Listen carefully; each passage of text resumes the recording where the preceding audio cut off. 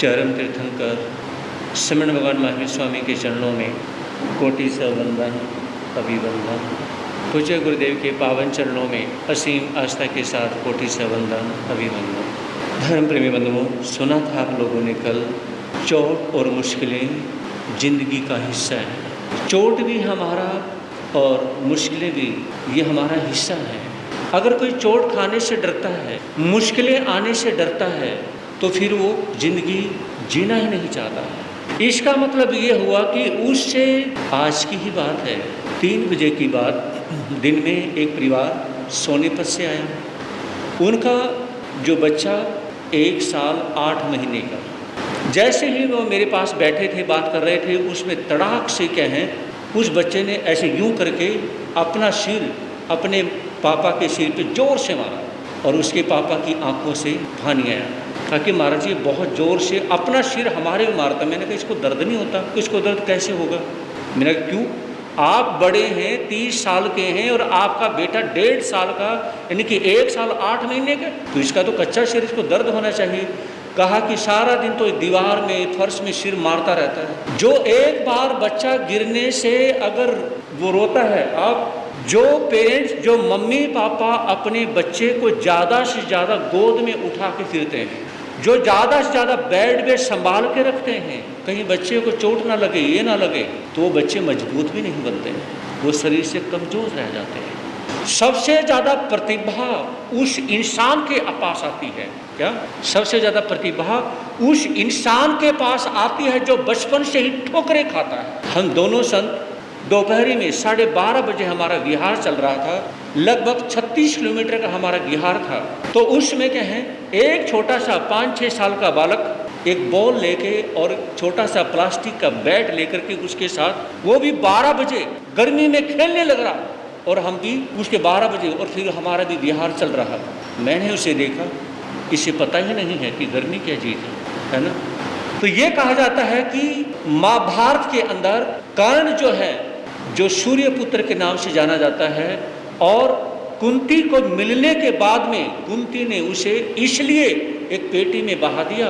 महाभारत में सबसे ज्यादा दुख अगर किसी ने भोगे हैं, या तो भीष्म पितामह ने भोगे हैं और या कर्ण ने भोगे हैं, और दोनों के पास में योग्यता सबसे ज्यादा।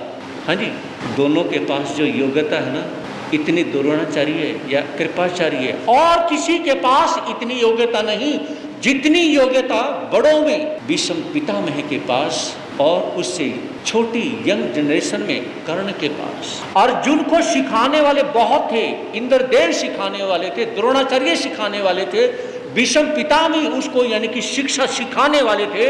अरे अर्जुन को तो सिखाने वाले बहुत सारे गुरु थे, क्या समझे?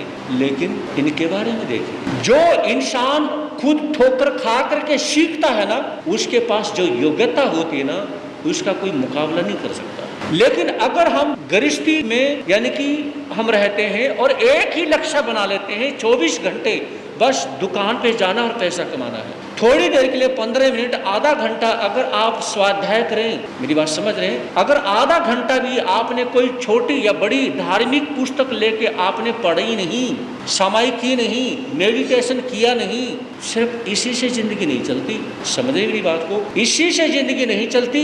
अगर आपका धर्म से संबंधित आपके पास कुछ भी नहीं है, तो उसी से जिंदगी नहीं चलती। लेकिन गृहस्थी में ये विचार कर लेते हैं, बस सवेरे क्या है, थोड़ा सा घूमो टहलो, और उसके बाद में क्या करो, दुकान पे चले जाओ, नाश्ता करो, और रात को फिर आकर के पढ़ के सो जाओ। यह एक जिंदगी का हिस्सा नहीं है, सिर्फ यही सब कुछ नहीं है। तो जो इंसान हर तरह के माहौल में रहता है, अपने साथ अपने धर्म को भी जोड़ता है, और धर्म के लिए भी विशेष समय निकालता है। जिसने किताब उठा करके पढ़ के नहीं देखी, शास्त्र उठा करके पढ़ के नहीं देखा, तो बताइए, अगर कोई सनातन धर्म को मानता है तो गीता, महाभारत, जो वेद है, 4 वेद बताए हैं, वो उठा करके देखो, पढ़ो।